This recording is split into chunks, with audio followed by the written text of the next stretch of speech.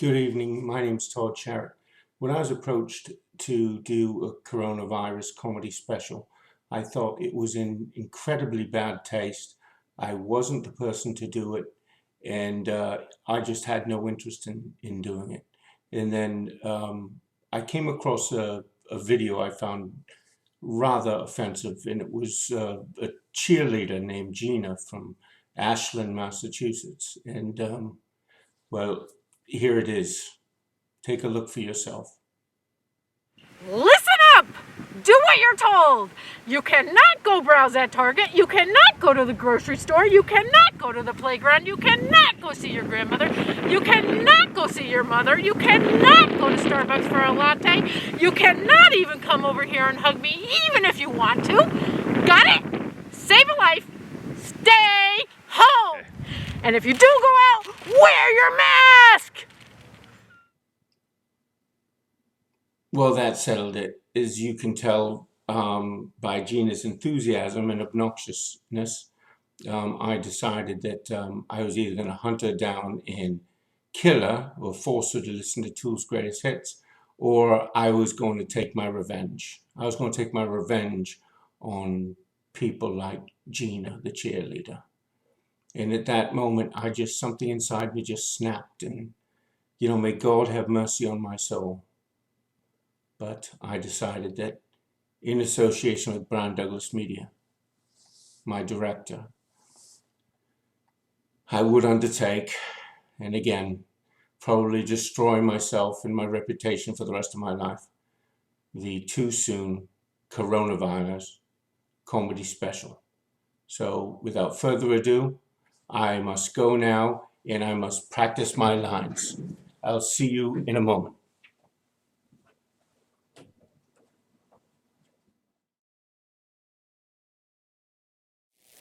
Action. Hi, everybody. Welcome to the too soon, incredibly inappropriate coronavirus comedy monologue. My name's Todd Sharek. It's good to be here today with a couple friends who are helping me out with this. The last time I was on stage was 6 months ago. It was in September, and I did not look like this. You've heard of the freshman 10. This is the COVID-19, and the COVID-19 is apparently bringing me into a brand new world. That's what they keep saying, is that when this is over, it's going to be a brand new, brave world as we know it now. And that's actually semi-true, because according to Time magazine, a lot of changes have already happened. As a matter of fact, in the month since we've shut down, according to Time magazine again, 40% of the world's blondes have disappeared, just disappeared. One of the funny things, if you could say there's anything funny about the coronavirus, is one of the symptoms, and this is God's honest truth, it really is, I'm not making it up, is you lose your sense of smell. So, of course, this has been a great, real kind of fun thing for couples to play on each other, and it's usually the man. And what happens is that they either do a Dutch oven in bed or while watching a movie on the couch. And, the guy will pass a win, and the wife will say, "Oh, you are such a freaking pig. Hey, I'm just making sure you don't have this thing, okay? I'm doing you a favor." Yeah, some favor.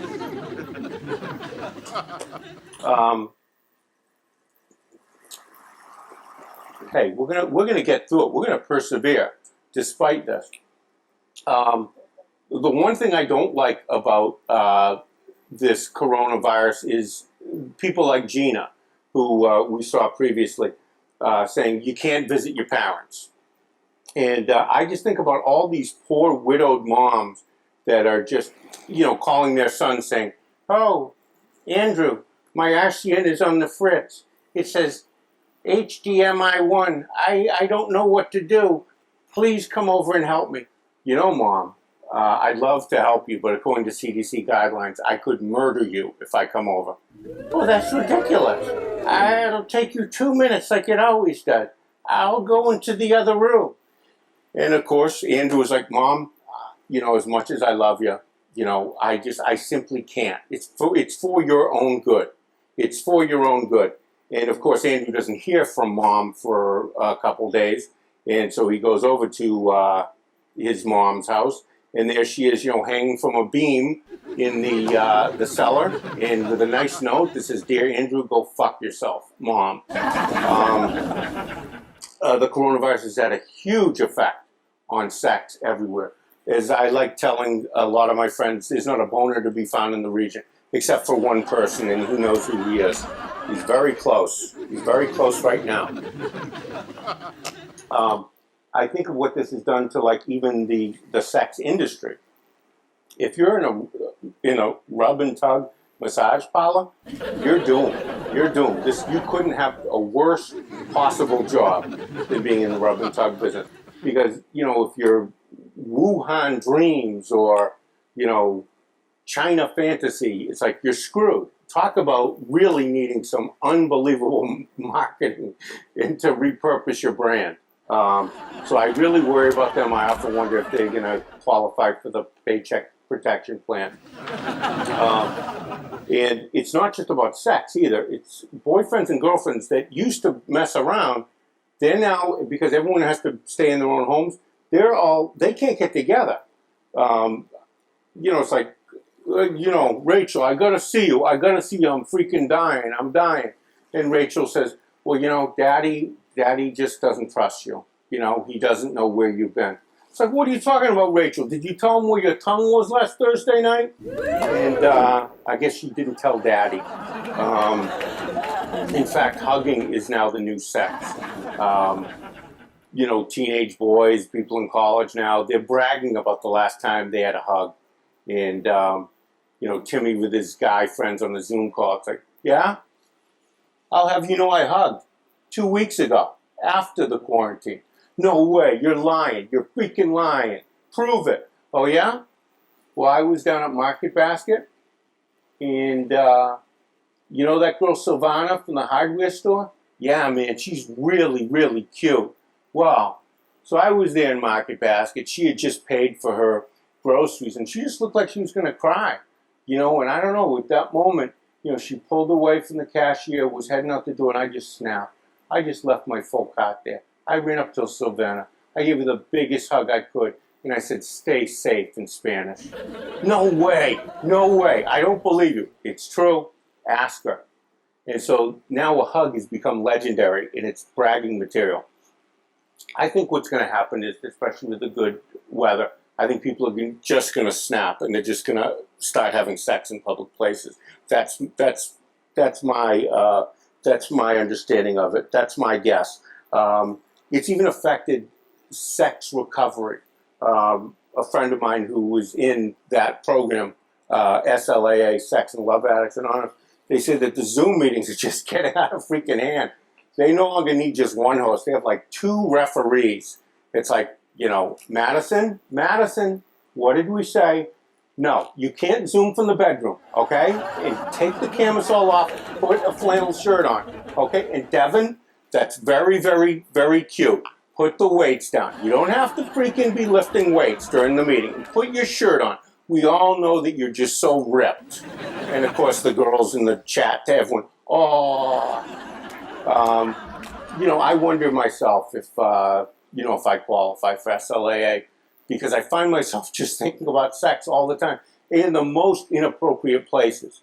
I watch Netflix Pandemic, which is very serious, and there's not many laughs when you're talking about covering Ebola and the swine flu in India. There's not much for the laugh track. But I found myself, there's one woman on the show, her name is Sarah Ives. She's Diversified Bios, lead scientist.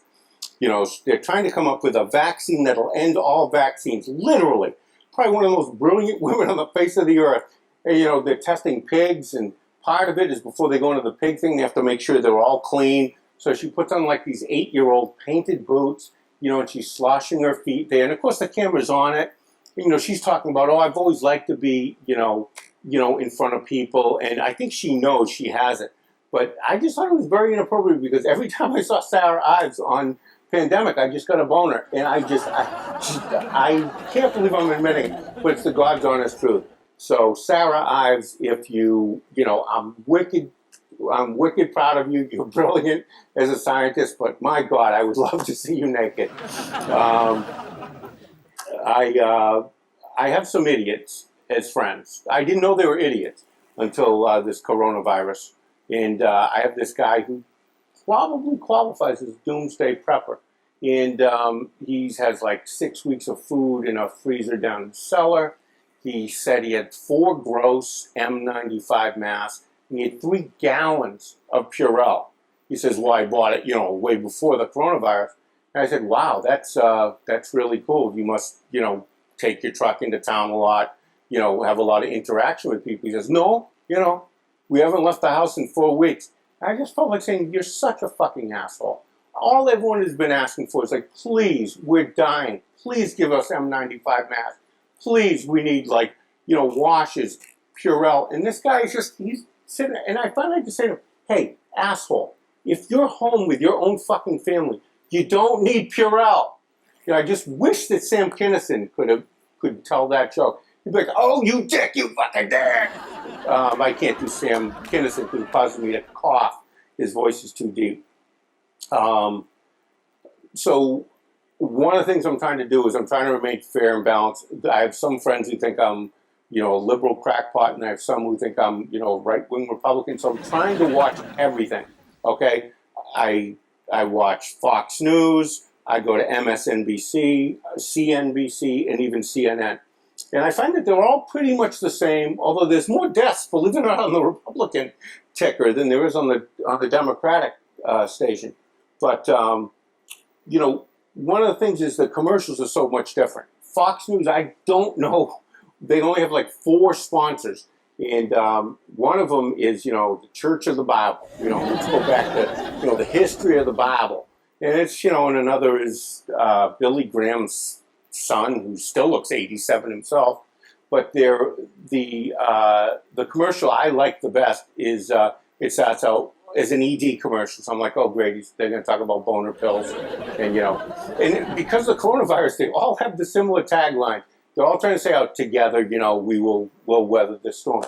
Well, this wasn't about ED. It was about something called Peyronie's disease, and I'm not making this up. I swear to God, Peyronie's disease is when you have curvature of your dick. They think it's caused by like an injury to like a punch in the actual groin, and your dick goes to the side, and so it's about this Peyronie's disease, fix or something.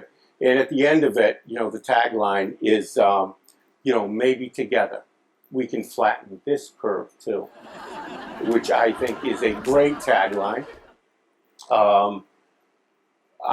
One thing that does annoy me, truthfully, is the academics, the hippies, and the doom-and-gloomers, because the doom-and-gloomers can just find anything.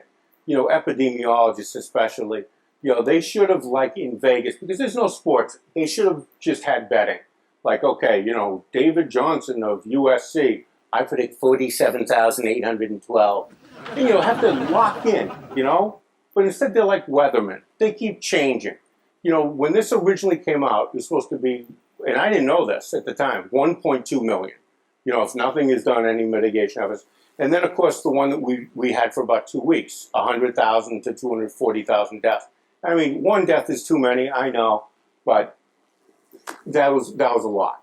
And so now, believe it or not, and they all agree, and no one's saying, no, this is absolutely the new figure. The amount of deaths from coronavirus is now estimated to be 61,000. 61,000.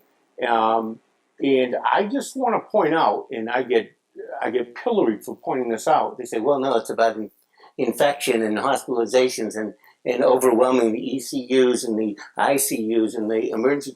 In the 2017-2018 flu season, guess how many U.S. flu deaths we had? 61,000. So the amount they're projecting for the coronavirus is the exact same amount we actually had in 2017. And if you don't believe me, cdc.gov. That's where I got it from. I didn't get it from a birther website or anything like that. And I don't know. When will this end? People want to know when the hell is it going to end. It's amazing how many people, it's hippies. Truthfully, it's hippies. It's like they don't want to come out from their bunker until there's already a vaccine and it's been eradicated. That's not going to fucking happen. So just chill out, okay? So when is it going to end? I go to my Uncle Ezra, who is just a very, very dumb man, but he's brilliant in so many ways. And here's what he said. He said, Todd, the coronavirus is like fucking a gorilla. The fucking's over when the gorilla says it's over. Thank you very much, everybody. Thank you. Please stick around. We have a great show tonight. We have Rhea Seahorn from Better Call Saul. We have Bruins right-wing all-star David Pasternak, and music by Migrant Pickers. So thank you, everybody. We have a great show.